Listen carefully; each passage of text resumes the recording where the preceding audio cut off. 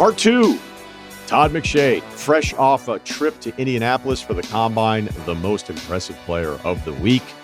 We're going to get into some of the buzz that he's hearing from teams, deep dives into the receiver, running back, tight end class. Also, what is going on with Shedeur Sanders at the top, and life advice. He's fresh off the Combine. He's a good friend of the show, the host of the McShay Show. I hope you subscribe to check out all of his draft coverage. It is Todd McShay. What's up, man? Good to see you. How we doing, Ryan? I'm good, man. The content was great. You guys are putting out awesome stuff. Really Thank impressed. Yeah, so let's just kind of start. You were there. It's kind of a home base for you this time of year. Let's just run through the top headlines, and we'll get into some of the minutia later on. What's the biggest thing? I would say the biggest thing probably was Eamon workout. Safety from South Carolina. I mean, obviously we can get into the quarterbacks, we can get into all the buzz, we can get into wide receivers. The running back class is as good as advertised, but there's only a few times that you can legitimately say a human being shouldn't be able to do this. And Eamon was one of those times. I think back to Calvin Johnson, right? DK Metcalf. Just look at him, pulling up the numbers right now. He is a massive safety, right? He's 6'3", 220 pounds. No one has ever done what he's done before with the vertical jump that he was able to put, the broad jump of 11.6 at 220 pounds to run as fast as Eamon did at 4.38. I just think, he's a player that was always kind of in that late first round discussion. I think the way the NFL is now, with, looking for long safeties, chess pieces, guys that can cover. We've seen what Hamilton's done in Baltimore. Just that versatility as an athlete. He for me, he stole the show. You just don't see guys like that move and jump and participate in the way he did. Yeah, and I would say, because I think people are always a little like, ooh, somebody lit it up at the Combine. Like, when are you guys going to learn? And I usually argue, okay, but for the failures, there's also guys that put on a show there, and it totally works out, and the boosted draft profile and all that stuff. But anybody that watched South Carolina this year, I would say the game tape has to back it all up, too. Like, this is an added, the physical part of this, the testing part of it, is just another bonus on top of a dude that was a game-wrecking safety. Like, I loved watching South Carolina this year. You and I talked about it all season long, but there are just all these times you'd be like, there's 7 again. So I imagine that this isn't out of nowhere, because he looked like he made a big impact on Saturdays anyway. Yeah, and there was a discussion, right? Like, Malachi Starks coming into the year was like, everyone was kind of mocking him or ranking him somewhere in the top 10, 12 players from Georgia. Didn't have the best year. He made some mistakes, kind of playing hero ball at times, but still a phenomenal player. So I think the question was, coming into this, is one going to separate from the other? And we knew Eamon was going to have a good workout, and they're not like identical players, but they're both versatile players that can play the run, can line up in different spots, can play in some man, can play in zone, and if you're looking for a differentiator, we just got it, right? I mean, you wake up that morning, what was it, Friday, and you're Starks, you're like, all right, let's go out there and show the world what I got. And he doesn't have he's 6'1", almost 200 pounds, runs a 4.5, pretty, above average for a safety. And you look across and you're like, this guy, Eamon, he's like 4 inches taller, 23 pounds heavier. My 4.5 stacked against his 4.38. It's just like, it's not a fair fight. And I think when teams are looking for traits and looking for a player that can do different things and can make you multiple on the defensive side, Eamon, I don't know that any player truly helped themselves more than he did. Okay. Let's talk about you? I'm always curious. You always, I kind of lean on you because I get stuck in the mud and I'm in the thick of it.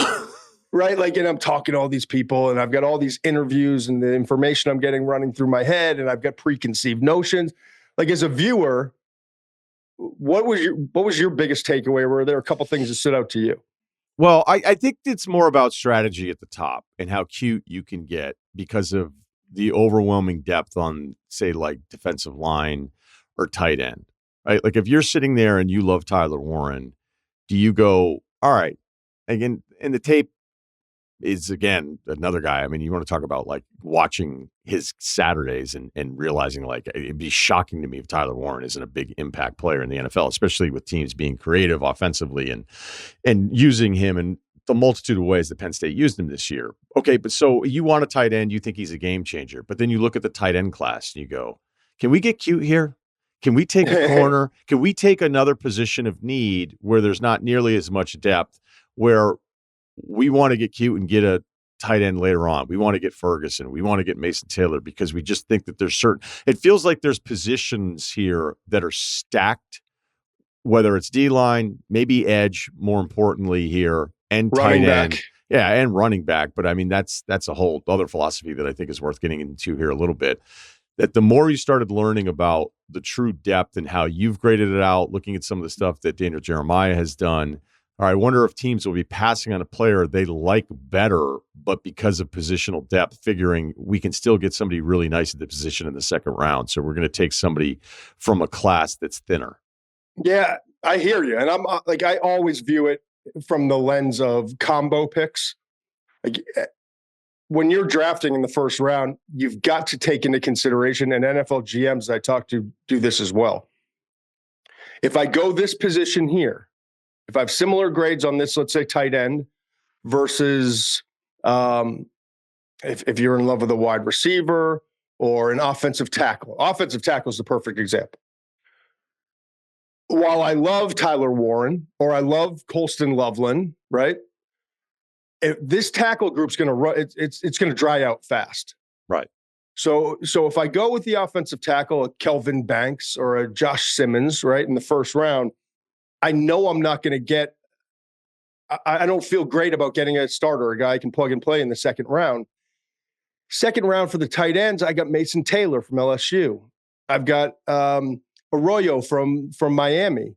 I've got Fannin Jr. from Bowling Green in probably the late second, third round. So like there are other guys, and I think absolutely that's part of the process for general managers. Now, the thing that was frustrating this year is we've got these deep classes with all this talent. It was like the first couple of days of the combine were a bust for me. And I was worried, like, is this the new trend? Or is anyone going to work out? We didn't, like the interior defensive line, 18 out of 40, Ryan. 18 of 40 ran. I mean, and this is one of the deepest classes ever at interior defensive line. The top edge guys didn't work out. A lot of them, not all of them, but several of those guys. The tight ends. I just listed all those names, right? Warren doesn't work out. Loveland has the shoulder, so obviously excused. Mason Taylor didn't work out. Arroyo didn't work out. So like now we're down to like the third tier of tight ends working out with Fannin and Ferguson from Oregon, Terrence Ferguson. So it was frustrating, to be honest. The first couple of days was really frustrating watching how few of the top tier guys worked out. But then we got to Saturday, and it was awesome. I mean, like the running backs were. You got to remember, this is the best group clearly since 2017, and may wind up going down as one of the top, if not the top, running back classes to ever come out in the draft, talent-wise. And then they all showed up. Outside of Ashton Ginty, the vast majority of everyone did at least something and most of everything. When you got guys like Travion Henderson putting up big numbers, Quinshon Judkins putting up better all-around workout numbers than even Henderson, who's the explosive athlete. You've got Omarion Hampton, who, by the way, I talked to people in the league who are like, it's a debate in our room between Ashton Ginty and Hampton. So Hampton taking advantage of the fact that Ginty's not working out. I mean, all of these guys, it felt like worked out, and the vast majority were like borderline, like blowing your mind with some of the numbers. You know, this group is the fastest in the history of the combine at the running back position. They averaged 4.48 in the 40. It's just, it was amazing, an amazing sight to see. Because and look, I understood the running back shift away from it. To me, it made sense. And I know things can become cyclical here a little bit, but are you hearing from teams, whether it was some of the stuff that we saw where just teams are determined, like you're just not throwing it over the top, and you figure the counter to that is, would we ever see a shift towards teams saying, you know what, then if this is how you're going to keep playing, we're just going to line up and run block, and we're going to start investing in this. Like, we're going to try to show a little bit more balance. I mean, I guess I have a hard time believing with the offensive minds that we have in this league that they're going to, I would say, pass on opportunities to pass as much as they have. I don't know that the league would go away from that, but does that then lead to a priority on drafting running backs sooner than we've seen? I mean, is that even a possibility? I think it's a couple things. And I've said this for over a decade now at running back. Like, I think sometimes when it's just not a good running back class, we love to just dive right back into that conversation. Like, the NFL doesn't put value on running back, right? And so part of it is just talent. Like in 2017, it was the thick of it, like moving away from running backs. The league is a more pass friendly. But there were, I think, was it 26, 28 guys drafted that year, starting with Leonard Fournette, Christian McCaffrey. You go back and look at that class, it's phenomenal. And so when the talent's there, they're going to be taken. But there were like 8 or 9 standout running backs in the NFL, like guys that made huge impacts that came from that class. Only 2 of them went in the first round. So there's always a premium that you place on premium picks at premium positions. Okay. You're always going to say, well, quarterback, pass rusher, left tackle, right? Those are always going to be and then cornerback right behind it. So it's going to lead to running backs getting pushed back. But if the talent's there, you get in the second, third, fourth round, they're going to start flying off the board. And that's what's going to happen this year.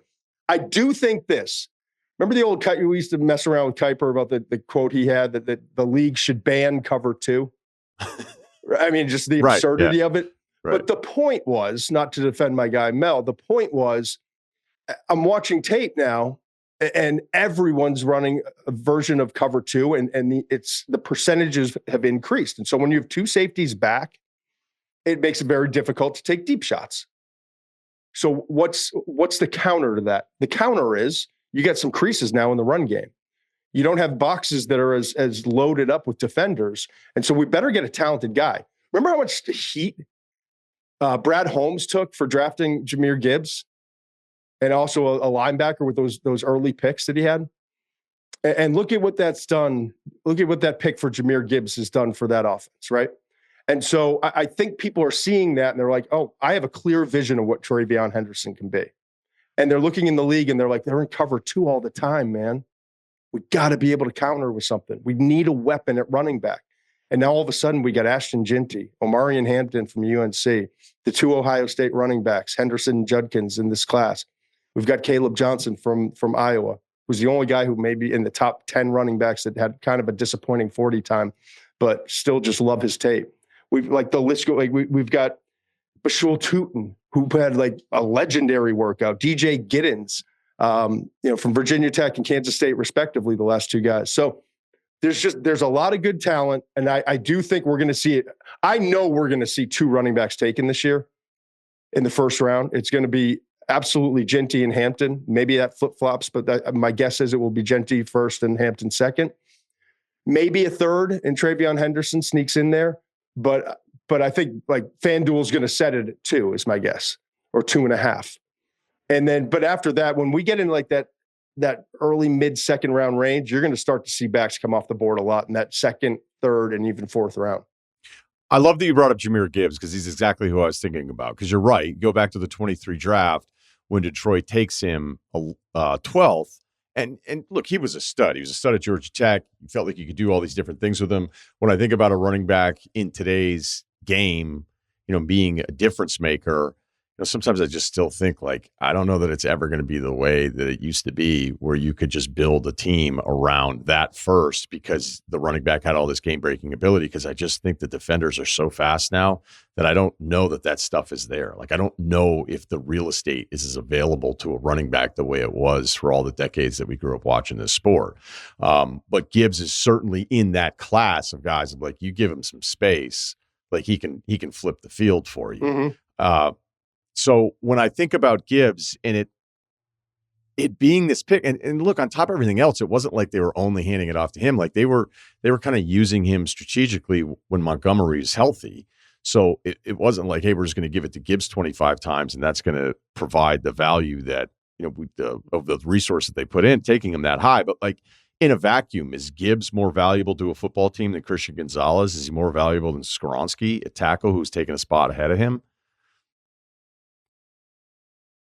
If you have the other parts, then the answer is yes. They've got Penei Sewell, right? Mm-hmm. When healthy, they've got a pretty good defense. They have to be explosive offensively, and they've got to be able to counter. They've got to be able to run play action. You've got to, that's what Jared Goff feeds off of, right? Play action, working the middle of the field. That's what makes him great. And so if play action is critical, you better have not just one, but two backs that put fear in those linebackers and safeties. You got to respect that, right? So it's not, I wouldn't say every organization's the same, but I think for them specifically, they recognize, that's where I give Brad Holmes a lot of credit and his staff in Detroit. They recognize that we need this in order to take it to another level. We need speed on the outside. They brought in Jamison Williams, right? They need speed at running back. If this is all going to work, these are the two parts we need. And so they spent the resources on it. And Gibbs theoretically is just a rotation back, technically, right? And Jamison was missed, had the suspensions and all the time. But when he's on the field, that offense is different. And so they were willing to take that risk. They knew coming into his rookie year, he wasn't going to play a whole lot, but they knew, like, looking in the future, if we're going to take it to another level, we need difference makers here in order to make this whole thing click. Okay, so let's talk about the headlines with the quarterback part of this, because I know you talked about Shedeur, and now it's, there always seems to be like one quarterback every year that everybody gets pissed off about once it becomes known that he rubs some people the wrong way. I don't know. I mean, is this a thing, or is it the opinion of a couple teams that are just, I don't know, not great sources on this? They're great sources on it because they were in the room. But I'm glad you said the phrase like pissed off or pissed people off. He didn't piss anyone off. I think, just like hearing some of the backlash and all that. Well, I think it's more about the reaction. I think it becomes it plays out where it's like, oh, here we go again. Everybody's destroying this one guy's character every year. That's the thing. And I it's a perfect opportunity to explain it. I think people need to understand my conversations it was not with a disgruntled, NFL executive and who like crusty old guy who it was pissed off because he didn't treat him with respect. It wasn't the case at all. Like the NFL has kind of swept that guard out of the league. If you're an executive today, you've got to be hip with like what's going on, right? You've got to understand the players. I think you have a great appreciation for it in the NBA. Like, I don't know if there's a league in American sports that has more player empowerment than the NBA. And we're seeing that continue to rise in the NFL, and executives are like, coaches are changing. Their style of change, like the executives are changing. They understand the NIL. They understand this wave of player coming in. No one I talked to was pissed off. They weren't mad. They weren't like, we were disrespected. How could he treat? It wasn't that. What was it then? What was it? What led to this? It was just having conversations. Like with one guy, I'm talking about Tyler Shuck and how impressed I was with an interview I did with him. And it was like, yeah, it was interesting. Like Shedeur, it didn't feel like he cared all that much about what we thought of him. It was different. But you got to also understand, like, they've been through, like, these guys have been through a lot. You're not sitting in that room of the top key executives that are going to be part of the decision-making process on a first-round pick, first-round quarterback. If you haven't been through a lot of wars, right? There's not like 28-year-old kids in there. They've seen it all, man. I can think about all the reports you've gotten like years later from players that we worked with at ESPN who are like, they weren't picking me. I didn't care.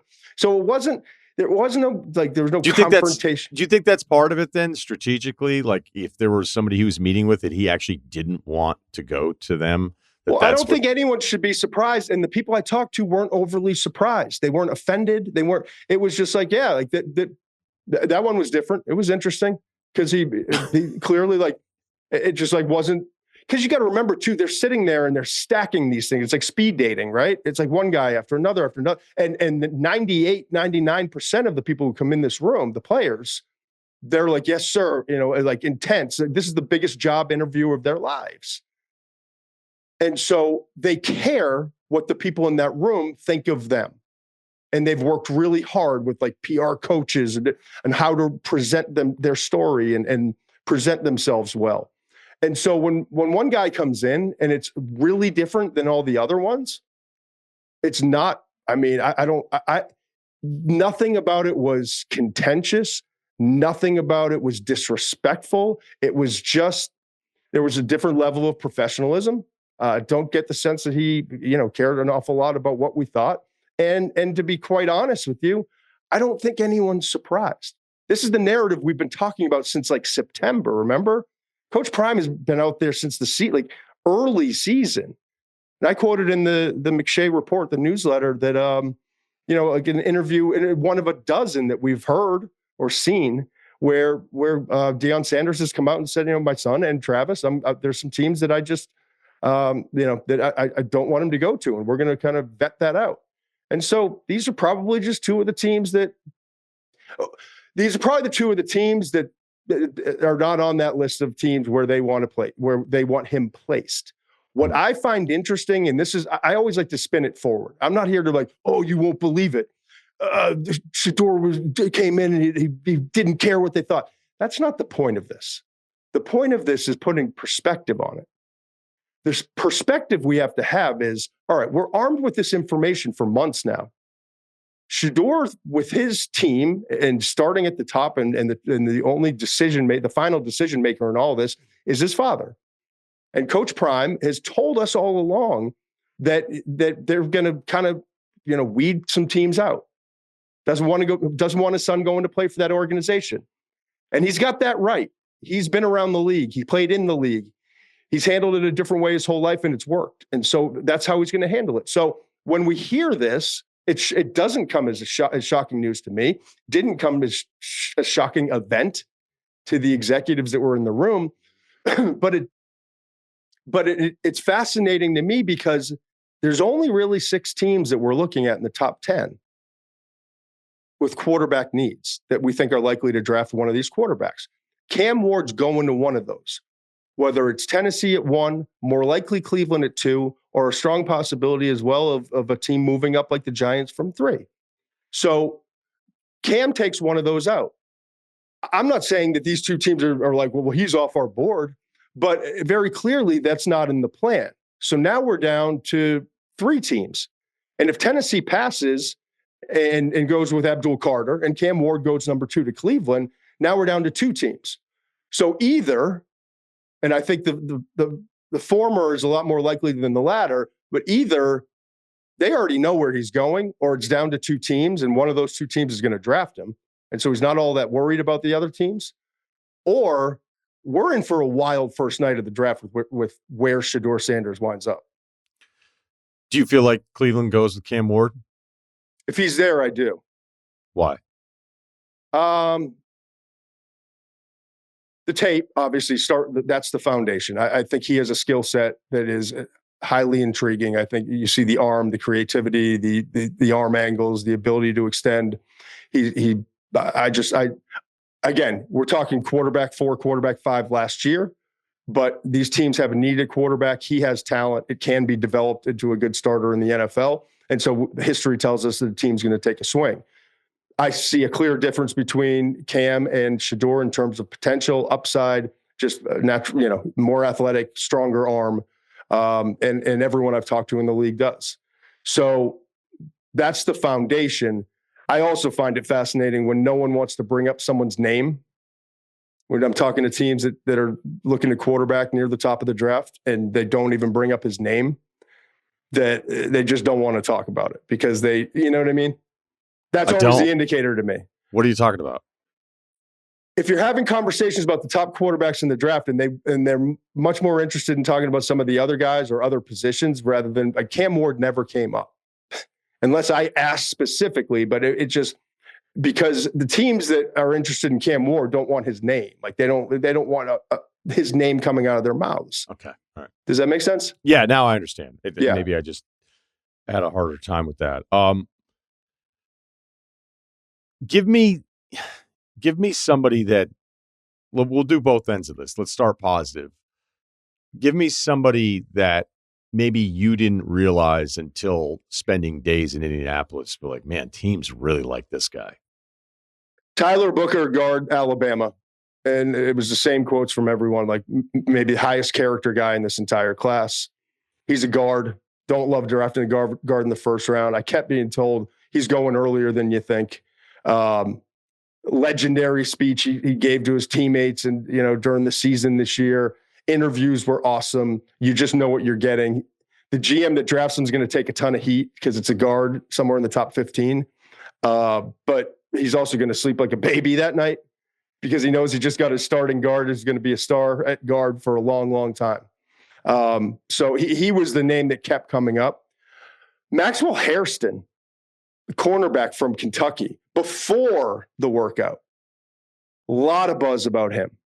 Playmaker, tied the school record, 3 pick sixes, ball hawk, zone and man cover corner.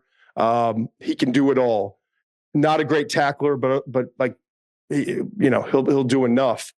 But Maxwell Hairston, I did not view. I thought he was kind of early second in that second tier of corners.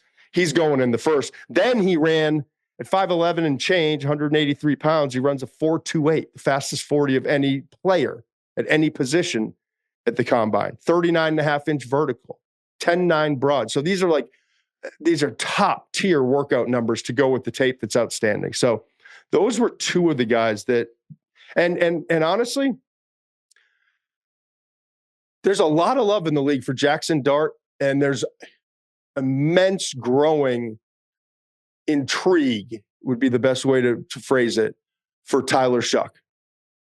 The two quarterbacks that are kind of in that second tier. I think there's kind of a groundswell, and I don't think it's organizations are talking to one another. It's a groundswell for me as I'm starting to talk to a lot of teams. There's an understanding that Cam's going to go 1 or 2. Shedeur probably has his spot secured, or 1 or 2 teams he's narrowed it down to. But there's some teams that just don't see it the way that maybe the public sees it in some regards. But much more intriguing is drafting a great player in the first round. If you've got pick, I don't know, 3, if Shedeur's not your guy and Cam's gone, if you've got pick 6 with the Raiders, 7 with the Jets, 9 with the Saints. Let's draft one of these really good players. It's not an elite group like every other year, but let's get a high impact starter. And then maybe it's Dart. We trade back into the first and get that 5th-year option. Maybe it's Tyler Shuck, who, you can say he's 25 and had 3 injuries, but they're bone breaks. They're not it's not chronic stuff that's going to affect him long term. We're protecting our quarterbacks a lot longer. I'm not worried about the next guy's job. I'm worried about my job. And he's the most NFL ready of all these quarterbacks. Tyler Shuck is. He's bigger. He's faster. He's got just as strong an arm. He's up there with Cam Ward. Stronger arm than Dart. Stronger arm than Shedeur. Ball placement's outstanding on tape. It's just 1 year of tape. I'm telling you, Tyler Shuck is going to be. It won't surprise me if he winds up being the best quarterback from this class when it's all said and done. Was there somebody, because as we're going through the season, I also know how you work, and that you're probably changing your mind on some players from the end of the regular season, maybe even during the bowl season, to all the extra evaluation that you're going to be putting up until we still got a ways to go for all the tape that you're watching here. Is there somebody that you've changed your mind on a lot? There are a couple guys that they're like results that I can't unsee. It's hard, man, because I like Will Campbell a lot on tape. I really do. But I look at it and I see a guy like Armand Membu and his workout numbers, right? And then I look at Campbell and his workout numbers are really good. But Campbell's a left tackle with 32 and 5/8 inch arms. And that's frightening. I mean, it's frightening because I can sit there and list off a whole bunch of guys with 33 inch arms, in the 33 range, like Joe Thomas, Jason Peters, like all those guys. None of the short arm offensive tackles came in the league under 33 that I'm aware of and had success. I'm not saying he can't. I'd be a hypocrite if I said that. I've sat in Kirk Ferentz's office and I've laughed about like some of his guys that have gone on the league and had great careers. Okay. Because like the tape's the tape. Will Campbell's tape's really good, but it's not at the level of some of those guys I just mentioned.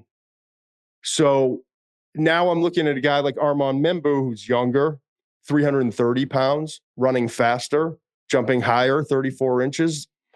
And I'm like, all right, the traits are there. He's going to develop. And he doesn't have long, like 33 and a half, but Campbell's going to be interesting because everyone's mocking him to like New England at 4, somewhere in the top 10. General managers, it's a risk assessment. And I think there's enough risk there where maybe he could start to fall a little bit. Our guy too, Jordan James. The tape is so good. We love him. Oregon running back, heats up in a flash, so quick in and out, great vision, great patience. I really like him as a back. I think a team's going to wind up getting a really good value on him because when you look at their year's class, when you get guys like RJ Harvey, talking high 4.3s, low 4.4s, jumping out of the gym, RJ Harvey from UCF, Tootin, as I mentioned, Bashul Tootin from Virginia Tech, DJ Giddens from Kansas State. I think they're all in kind of that bucket, if you will. And I think he's kind of dropped inside that bucket, but I still think he's going to be a great player, but it could affect him on draft weekend. I don't know, maybe he's just getting softer as I get older, but I still think it's worth asking the question. Was there somebody momentum wise that you felt like, okay, after I was there, like the mocks have this guy in the first round, the teams don't see it?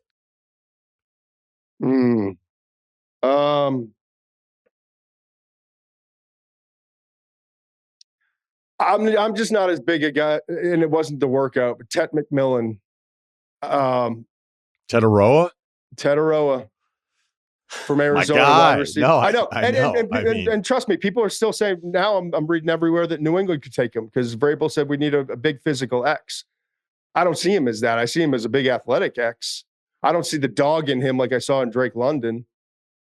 I don't see the attention to detail. I see a really highly athletic player who runs well but doesn't have elite speed. I think that's part of the reason he didn't run in Indy. Arizona's season was over November, and so he had plenty of time to work out and get ready for this. It's not like some like the Ohio State guys like Emeka Ibuka didn't run, but like they just finished their season. So I'm not as big a fan, and I think it's a mixed bag when you talk to guys in the league for a player that is being consistently mocked in the top 10. I just like Matthew Golden a lot, and he goes out and runs. What do you run, a 4.29 or something ridiculous? I think the second fastest time of all the players at the combine. I think it was. I've got to pull it up right here. He was the fastest wide receiver. Right, 4.29, fastest receiver, second fastest player. I love his tape. The in and out, the suddenness, the explosiveness. Now you got a guy who's reliable, just catches the ball. I just know what I'm getting there. So I think McMillan's going to be fascinating to see because some people love him. And everyone's like, well, Drake London, over 1,000 receiving yards this past year. Like, there's a comp there, but it's not identical. Yeah, look, I mean, I love him because from the jump, it was like, are you serious with this dude? 6'4", 220. And I know he didn't run, which everybody was kind of like wondering. And then it starts to become kind of like your original point of this whole thing. Is this turning into kind of the NBA combine which is different because, the agents will tell you in the NBA, like, we don't have these guys work out because if my guy goes against this other guy that's supposed to be a second rounder undrafted, then all the teams freak out. And then you morons in the media start shitting on my guy. And so like the risk reward, and then there's the oddity of human nature of like, I might still like something I don't get to see as much. Yeah. And I'm wondering if that approach is infiltrating the NFL combine where we're just more and more people be like, well, if that guy's not running, then I'm not running. And then the agent, the parents are like, well, that guy's supposed to go behind our guys. So if he's not like, well, we can't. To your point, there were a lot of last minute decisions made. Guys that we thought were going to work out. I think they got there to Indy. They're in that position group being carted around from interviews to financial meetings to the hospital for medicals. And I think it's like, yeah, well, someone's, you pick up the, speed dial to your agent. So-and-so is not running. Should, I think that started to happen this year more so than I can remember. Yeah. And the frustrating part about this is like, this isn't like it's a 1-on-1 or a 2-on-2. Like I've gone to some of the draft workouts, like way back in the day, the private ones that the Celtics would let us into, a few of us towards, my early days back in Boston. And you could see the setting where you could see how an agent would be like, well, this is ridiculous. Like my 6'9" guy is playing 2-on-2 and he's guarding a 6'2" guy. So now all of a sudden, if he goes past him, now my guy isn't as good. It's like, this is not something that's controlled, but it's just the straight running of a 40. Like eventually, dude, you're going to have to run your 40. Like, I guess, unless now we're just in the future going to have waves of players without that having like an official number, because it's like, no, I'm just not going to have my guy run and go to the tape, because I think the Teteroa tape is incredible. Now, if you're going to get me on details that I don't know because I don't study it the way that you study it, then I can't have the debate with you. Like I'm already taking a knee on the whole thing. But I think back to the DK Metcalf evaluation where it was, okay, big physical presence. And I don't even know that DK was as polished as Teteroa is in this last year. But I think the draft world and clearly the teams, there was a miss on DK of like not understanding him. And I don't know McMillan at all. I've never talked to him. I've never talked to anybody that's like, hey, I had him in high school here at Arizona. No, like, you don't get it. Right. It's not a personal thing. No. So, but to let me finish on that, like, could it be, hey, I am so good at 6'4", 220, and our team stinks, and really our only thing that we can do is have Fafita run for his life and then chuck the ball up to me. Yep. And I'm still beating people in a straight line on some of these desperation throws that, I don't need to be super crisp out of 7 yards. Like I haven't had to do any of those things. And I think that was the miss on DK, is that he never really had to do the things that you guys were knocking him for. He was a 9 route guy. Right. And yet, it's a tough spot for you and the teams to be like, okay, all these things that we ask our receivers to do at the NFL level, like DK hasn't shown any of these attention to detail things because what did DK do? He figured it all out. Right. He figured it out, but he came to the combine and it didn't pan. He was a 2nd round pick. Okay. This is a good point. Right. Go ahead. But he came to the combine and he at least proved to everyone, I am different than all these cats. Right. And it's not like Teteroa, I'm not putting Teteroa in DK's physical class here because it's just, you can't do that with DK at all. But there are certain guys that I'll watch and go, okay, fine, especially with the receivers. But it's like, some of these dudes probably have, is it that they can't do those things or that they've never had to? Luther Burden's another one from Missouri. He's not going as high as people think. Right. But like, I know everybody's not as big on him because they expect to be a speedster. He's a speedster on the field. Like, I couldn't believe he ran as slow as he did, but are we talking about a small target and not the speed? So now you're thinking like, how open is this guy going to get? Because I thought he was one of the best difference makers in college football for the last 2 years. Yeah. I think people are just more worried about like, what are we getting? Is this guy like, what are we getting showing up to the building every day? Is the same efforts, all that stuff. So, okay. Well, that I don't know. It's fascinating. This receiver class, I think, is going to look a lot different in the draft, like the first 2 nights of the draft, than what has been presented publicly for a long time. Matthew Golden, if you think about it, like in October, like nobody really knew much about Matthew Golden. He was a transfer from Houston, and Isaiah Bond, they kept trying to figure out how they were going to make Bond the number one. All of a sudden, like Bond's gone, and he steps up and becomes this huge threat. Finishes the season, like became the go-to guy. You see all these traits, and then he goes and works out and does his thing. I think like the Iowa State guys, because they don't get a lot of national exposure, whatever it is. Like I look at Higgins and Noel, Jaden and Jalen, respectively. I feel I would be fine with them going late first. They're that good and polished and ready. I think it's going to be a little bit different than what people seem to think. Forever, remember, it was McMillan and Burden. And then, Emeka Ibuka was kind of crawling up throughout the process. Now, all of a sudden, we could have a draft board where Golden's the first receiver, Burden's not in the first round. A couple Iowa State guys maybe go late for, you know what I mean? So that part's going to be interesting. Okay, last thing here. Quinn Ewers. Yeah, what about him? What's going on? That's a very leading question, the way you presented it. Quinn Ewers did not have the season we all expected him to have. Quinn Ewers. It feels like years ago, that Michigan game. It does. He had the oblique injury. He had the ankle injury. The oblique lingered. It affected him. I thought Quinn Ewers threw pretty good at the combine. Not exceptional, but pretty good. I think it will level off. Is my point. I think it went from could be top 10 pick to 4th, 5th round. I think he's going to wind up being a day 2 pick, later day 2, like 3rd round range. I think in the perfect scenario, everything works out. Maybe he can become a starter in the league. I think it's much more likely he's going to wind up being a backup. But I think the market will correct itself a little bit.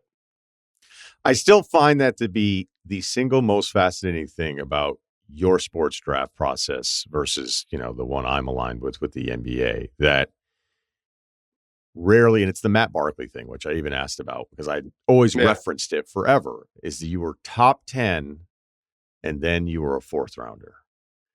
And that, to me, makes your sport so weird that this position. The quarterbacks are different, though, because in the summer, you're watching tape saying, all right, he's at this level. I think he's about to make this next jump, because so much of playing the quarterback positions between your ears and game experience. And if you don't believe that, like, go back to, you don't have to look far.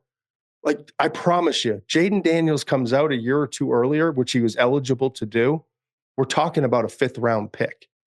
He wasn't ready. He hadn't developed. He hadn't been through enough wars. The game hadn't slowed down for him. He wasn't processing as quickly. He didn't trust his eyes, all those things. It's in a lot of these guys. The problem with our system is, and it's gotten a lot better with the NIL and transfer portal, a lot better. Guys are bouncing around. Bo Nix plays 60-something games, 62 games, I think it was, right? Jaden Daniels plays like 56 games, 2 different schools. Well, people don't love that aspect of it from a quarterback development standpoint. It's a hell of a lot better than Mark Sanchez coming out after 13 starts when Mark needed 2 more years. Trubisky, 13 starts. Anthony Richardson should have played more ball. You know what I mean? So we're seeing all these guys that come out and don't have a ton of starts. And then we're watching on the flip side, all these guys who come out that had a bunch of starts. They're more ready, man. It's like, it's not that complicated. And so when you're evaluating a guy in the summer, you're saying, all right, they're going to have a minimum 12, maybe up to 16 more games to learn and develop. Look at Will Howard. Will Howard's a 5th, 6th rounder coming into this year. Will Howard's a 5th, 6th rounder in late October. Will Howard now might be a day 2 pick because of the development he had. He played more games in a system that opened up. So that part, I get it. But it's a projection based off of what you hope the next season is going to be, and the fact that we're seeing a lot of these guys really improve in their final year of playing college ball, which now, instead of being the third year in a program, maybe 2nd year playing ball, it's like a 4th, 5th, or 6th year, Yeah, it'll be great. And I would say, maybe we'll jump to conclusions. Well, we will after only a couple years. And I know this is kind of where you're going, but it's be nice to have 5, really 10 years of data on the new version of the transferring quarterback, getting more of these starts, and maybe getting to a point where teams just go, hey, we have a hard and fast rule on this stuff. We have a quarterback need, and we're taking somebody in the top 10. Like, if you have south of 30 starts, we're just not doing that. We're not making them. Now, look, teams are not that going. Parcells number, what was it, 23 starts is like the Mendoza line or the cutoff. That number's rising drastically, I believe. That team's not going to do it, but it's funny, as you say, like, not being ready as a death sentence at that position for most everybody, right? And in basketball, because there's nowhere to develop them, man. Right. But basketball, because it's different, because you're not worried about like reps for one guy at one position, but not being ready is almost a prerequisite for a top 10 pick in the NBA. Right. Like totally different world. Yeah. Right. And the development thing, you're not even comparing, even just because it's sports, it's not even close. But like, I always think of the equivalent of, would there be and certainly there's people in mock drafts before college basketball season where you would say, oh, that guy dropped. But to drop from like, he might be the 4th pick, 5th pick to, again, we don't have multiple rounds, but no, instead we took 120 players. Because you guys are so much better at evaluating talent. No, it's the quarterback thing in particular. I know, I'm joking. But maybe this would be, cool. 10 years from now, we're doing the pod and like, hey, they cracked the code. They're only busting on 30% of first rounders now. Right. Yeah. The numbers, I mean, last year's class looks pretty good. I need more data. Me. Of course we need more data, but like, find me any other year where we've had, you can't, but where 5 of 6 you're looking at and you're like, feel pretty good. Marino's year? JJ hasn't even played. Like, there's only one guy we're really worried about after 1 year, Yeah, and I'm as excited as the next guy about Penix, but we're definitely rounding up on Penix. Fine, but I'm saying compared to what we've seen, where it's like 40% in a lot of years going back in history. After the first year, you're like, oh, I don't know. Well, the Zach Wilson class is just, the scariest. Yes. Because you go, how many of these dudes are already on other teams? Right. So, yeah. Okay. Tell us about the newsletter so people can subscribe. It's mock drafts. We already had mock 1.0. We're going to have mock 2.0 next week. So much to kind of update in terms of the intel getting and the workouts and how it's kind of, reshaped the top of the board. We're going to have draft boards. We're going to have, inside information like we had with the Shedeur Sanders and some of the conversations about different players and different teams. Google it. That's what I'm told to say. My boy Austin Gale told, basically go the Indiana route. Google me. No, it's called the McShay Report. The easiest, fastest way to figure out how to subscribe is to just Google the McShay Report and you'll see it. Click it. Subscribe, please. $4 to get through this year's draft. Double down, baby. $36 this year's draft, all of next season and the 2026 draft. So I appreciate all the support on that. It's my baby, man. I've been doing this for 25 years, the writing portion of it. And I just love it. Yeah. I could tell how fired up you are. The content, like I said at the top, it is not that I don't know what my expectations were for everything that you're doing, but just immediately like this thing feels incredibly successful. And I'm just really happy for you. I appreciate it, brother. I really do. I'm loving it here. This is like, it hasn't taken like 4 months. Like, this is home now. I've never been happier doing what I'm doing with the people that I'm doing it with, starting with Steve Mensch, obviously, but all you guys. Like, it's been amazing. It really has. You can check out more of Todd again on the McShay Show. So please subscribe. And again, you can see the full video of the podcast as well on Spotify. Thanks, man. We'll talk again soon. You got it, brother. You want details? Fine. I drive a Ferrari 355 Cabriolet. What's up? I have a ridiculous house in the South Fork. I have every toy you can possibly imagine. And best of all, kids, I am liquid. So, now you know what's possible. Let me tell you what's required. We are ready to go. Life advice, rr@gmail.com. That's the email. We've got Ceruti. We've got Kyle, Wargon, potentially. I'll think of new ways to intro that at some point, but you never know. Might not even talk to him. Maybe you don't want to. Maybe Kyle has a problem with him and we don't even know. and I have to manage it. Maybe not though, because I'm not really a manager. All right. Okay. A lot of people emailing in. You good? I'm good. It's been a scramble prep day. So we're getting there. We got through it today, but it wasn't ideal for me this morning. So let's take a look here. A couple feedback ones that we've been sneaking in here a little bit. A lot of people love the book The Road, and you want to talk high approval rating, which is rare in life today. But when I talked about it during the Friday feedback, when I started reciting my library, which was some D+ content, I said it's my favorite work of fiction, and we've had a ton of emails from people that were like, "Hey, I took your advice. I read it. Holy shit!" So thank you.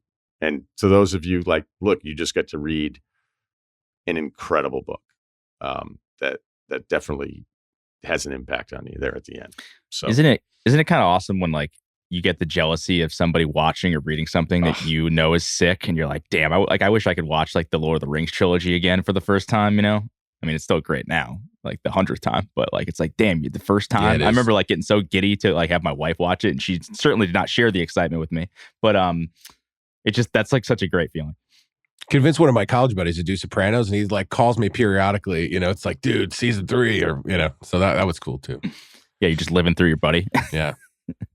Yeah, that was what I tried to do for Van Pelt with The Wire, considering he also has the Maryland stuff. Yeah. And I even gifted him the first season on iTunes. Not cheap. Think about that move, early 30s. That's basically love, dude. Yeah, that's going out to eat that week. Yeah. It's about as intimate as it gets. Yeah. Hey, I'm not into you, but the guy hasn't dated anybody in a while. So anyway, except for Vasili's handing out Blu-rays. What's going on here? Yeah. That would have made more sense, because I had to get his email, and then I had to make sure, and then I go, "Hey, did you get that link?" And it was such a disastrous transaction, because he's like, "Yeah, no, I think I saw it. You sent it to my personal one, right?" I'm like, "Come on, man, are you serious?" I definitely sent it to your the one we use every day to talk about the show. That email that you log into multiple times a day. You didn't notice a different thing? Ryan has gifted you season 1 of The Wire. That's a pretty that email pops. Sure. Yeah. That's not what's going on with NATO that you need to know. Right? You don't even open that one. This was Ryen Russillo has gifted you. And so I was like, yeah, you just gotta he's like, well, how do I do it though? If I have, and I went, are you seriously not even gonna Man, this was supposed to make me feel good. What the fuck? But what you learn about Van Pelt is that because all of us told him, it's insane that you, of all people, have not watched the show that everybody loves. You like good things, right? That he actually liked not watching it. Dug in. Yeah, I could see that. Yeah, I've done that before. Yeah, but at some point, you're just denying yourself something that's incredible. Every Wire joke that anybody wants to make, okay, go ahead and make it, then watch the show, and then tell me you didn't have a good time. And nobody's ever going to go, you know what? Little dated. Burners. Ceruti might do that. I mean, we shouldn't even get into my Wire thoughts. I haven't seen The Wire. I tried a couple times, didn't want to. Tried a couple times? Yeah, the 4x3. What time were you taping with Bill? Do you want to jump out early? Yeah, no, I mean, I've been known to zag a little bit in life. Oh my Christ, that's the worst zag ever. I'm not saying it's bad. I haven't seen it, so that I don't have any. It sounds like you didn't like it. You didn't. You tried twice. What the fuck are you talking about? Man, this isn't Grey Gardens. People already don't like me. This isn't going to help. Yeah, cut that. Come on, Mike. Do him a favor. No, I tried, and just the aspect ratio was just bad, man. I don't know. I can't. It's not even like I didn't grow up in an aspect ratio of 4x3, but it just, I don't know. I think I probably tried it 10 years ago. An aspect ratio? Ugh. I'm sorry. Yeah, I haven't seen it. Just check your email for iTunes from Ryan. And, I guess I need to. No, don't. Need to hook up. I'll save you the time. Don't hold your breath. I should have kept that one to myself. But yeah, Ceruti's whole. I'm sorry, but now I'm interrupting you. No, it's fine. But your whole mission statement of nothing ages well, nothing. I would mostly agree. What about would you watch Chinatown? Never seen it. Okay, but not seeing it is one thing. But like, would you not watch Chinatown? Jack Nicholson, like the beginning, this all-time movie considered like one of the greatest scripts. I don't think I would not watch it. No, like I would watch it. Just but you would say, hey, this is stupid. That was fake. That guy was fake. I would just be like, it looks. I don't know how it looks, and maybe it isn't. Maybe it looks incredible. Maybe it holds up incredibly well. But I think, like most things, you're do you just not like Back to the Future? I actually do really like Back to the Future. I love time travel stuff. Michael J. Fox. It's the dated movie. Like it feels incredibly dated, but it's still a good movie.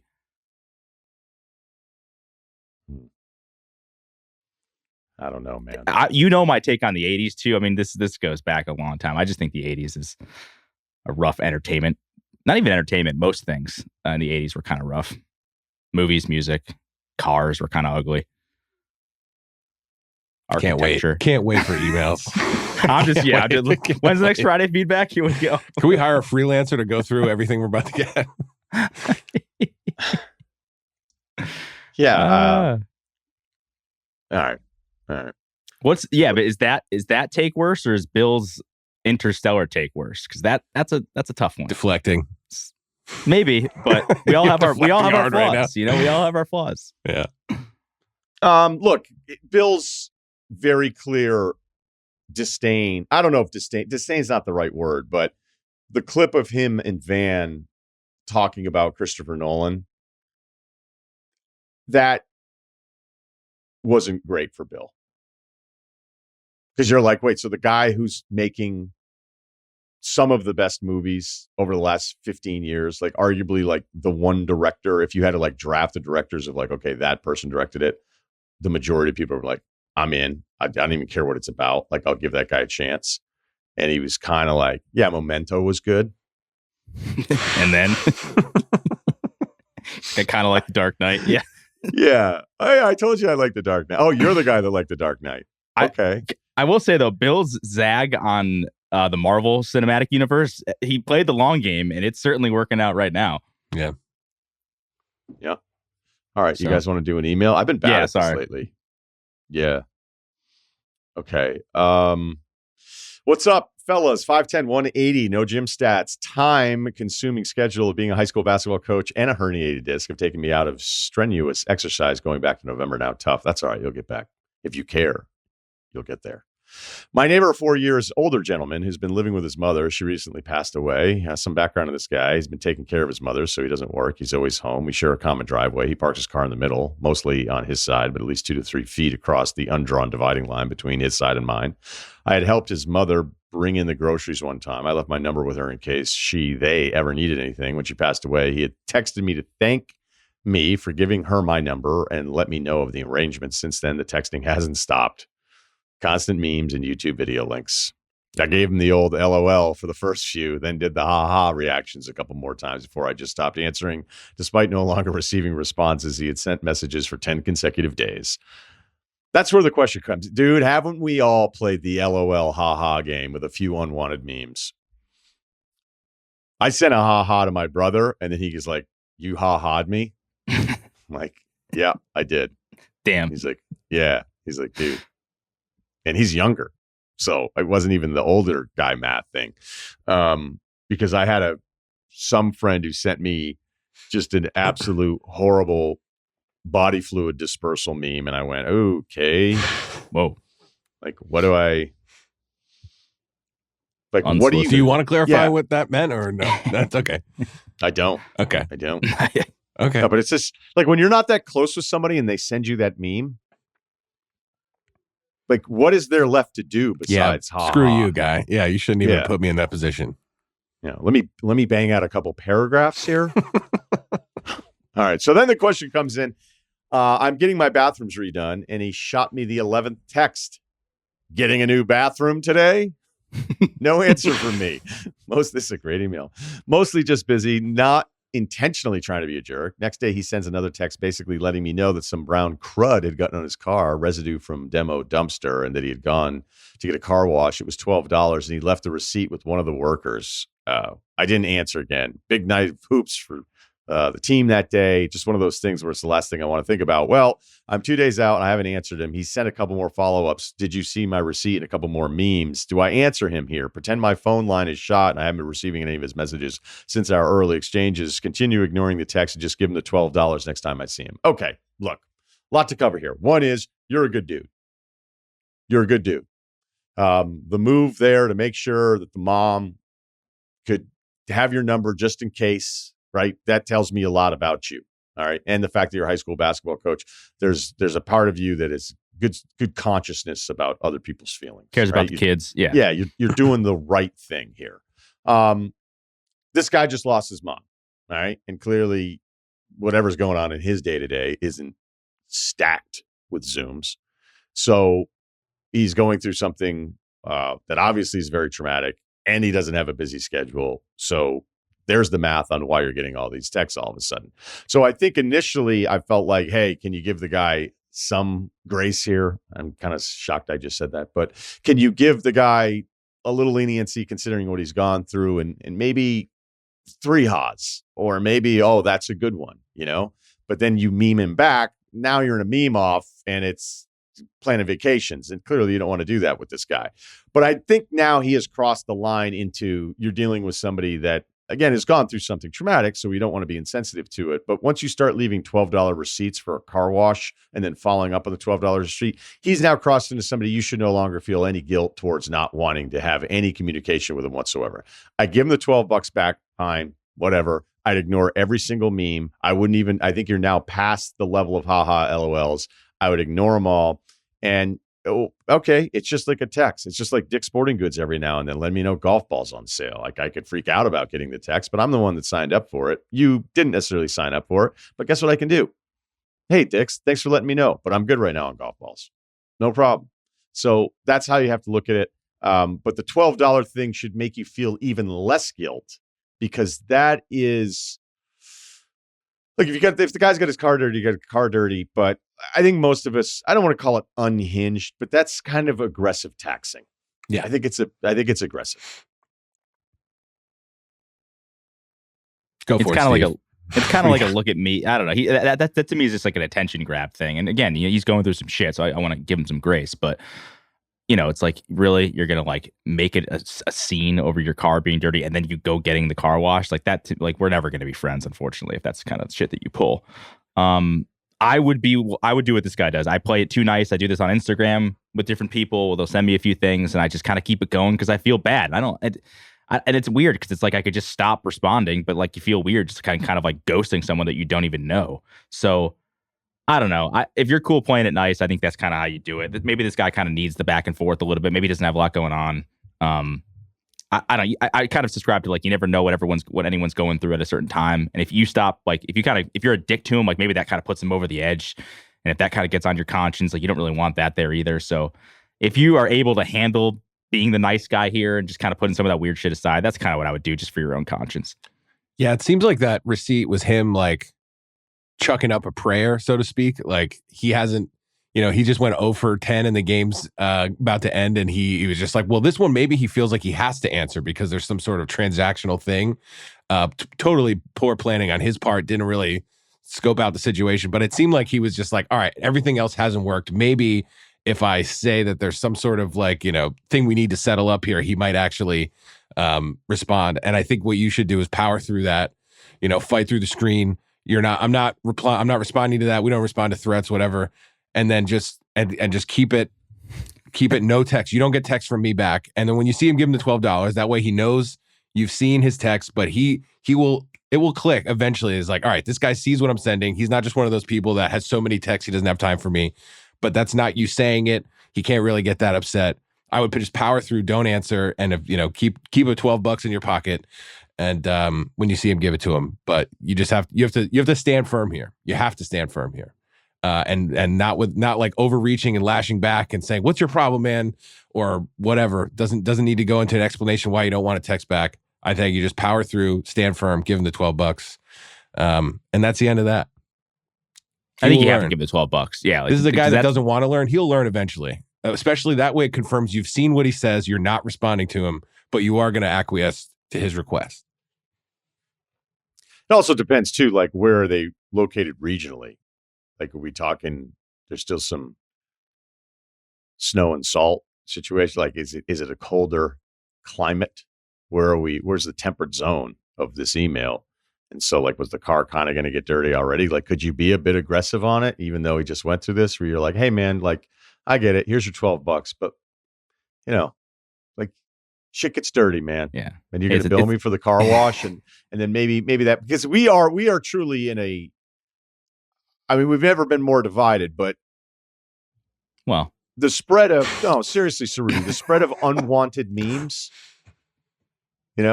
I just love that we've never been more divided thing. It's like, yeah, I don't know. We've definitely been more divided. I know. Feels bad. That's why I do it. That's why I tell them.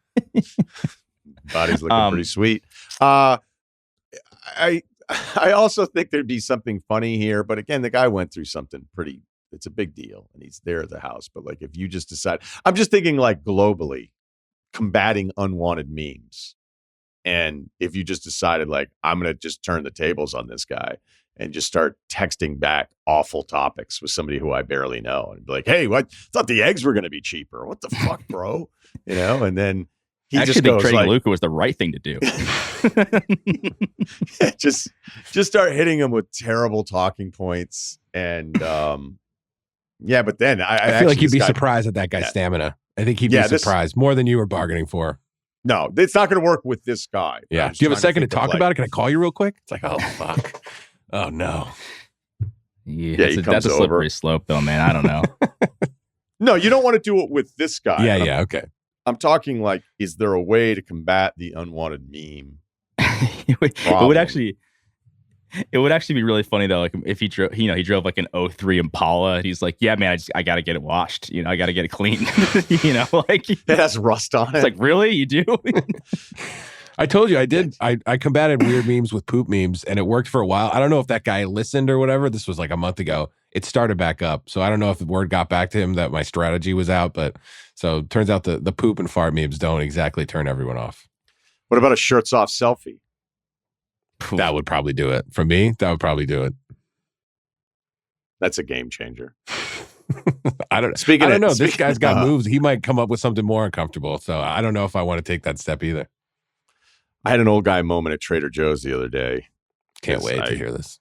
Yeah, I was rummaging through the stock, and I looked at the eggs, and I was like, damn.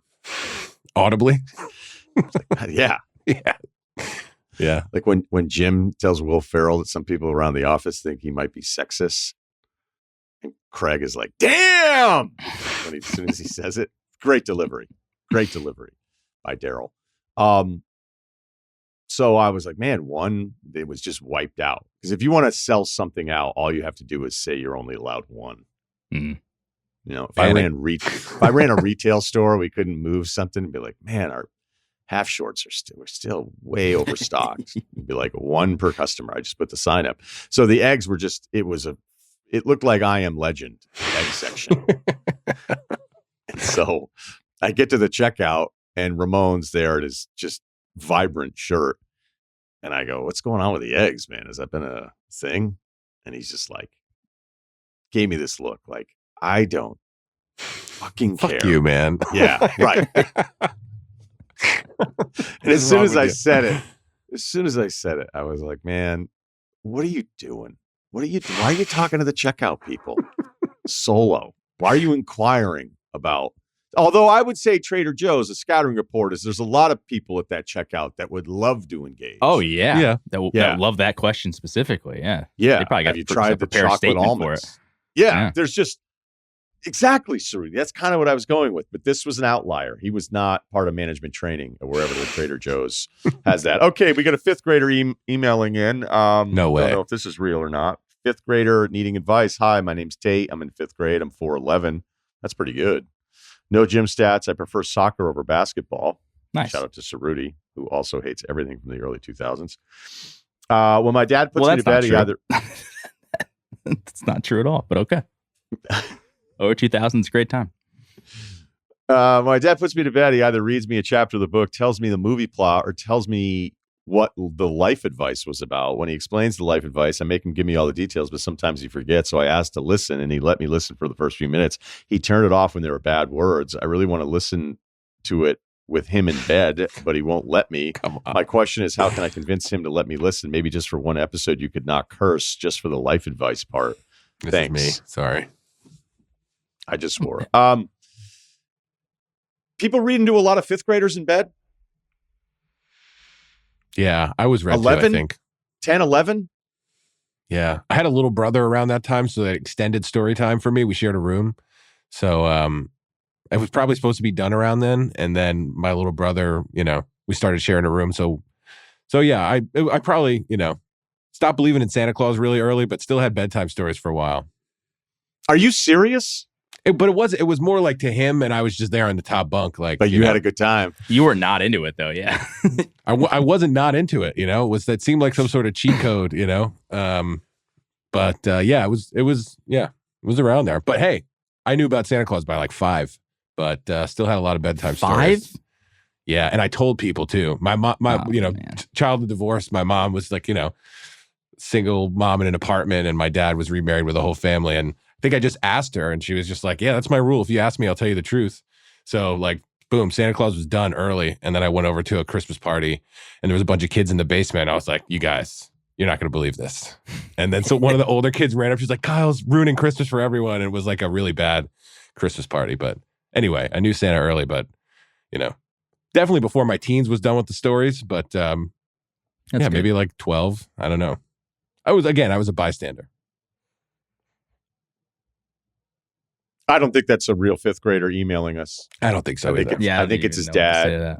I think kid at 10 or 11 has heard all of these words, unless you drive him to school every day, which I would advise against. I know it's extra time with your kids, but I think you need those rough edges on the bus. Right. The hardening of the bus. Yeah. Figuring out a way to get in the back. Yeah. Yeah. Oh man, my bus route. I lived like on the outskirts of our town, and it was like 45 minutes to an hour one way both times. I would fall asleep on the bus. Back of the bus guy? Where were you in the rankings? Nice. They'd wake me up because I would you. just fall asleep on the bus when I was in elementary school. We were trying to figure out how to throw shit out the windows. The back of the bus was a really great time. We had a deal where, I don't know, throw stuff out the window. Sorry. Maybe fifth grade. I think fifth grade's when we first started doing it, because we would go by our street, but then we would take a left and go all the way the other way around. So we'd be like the last drop off. So it's not that I lived that far away from the elementary school, but it was basically the loop that we took.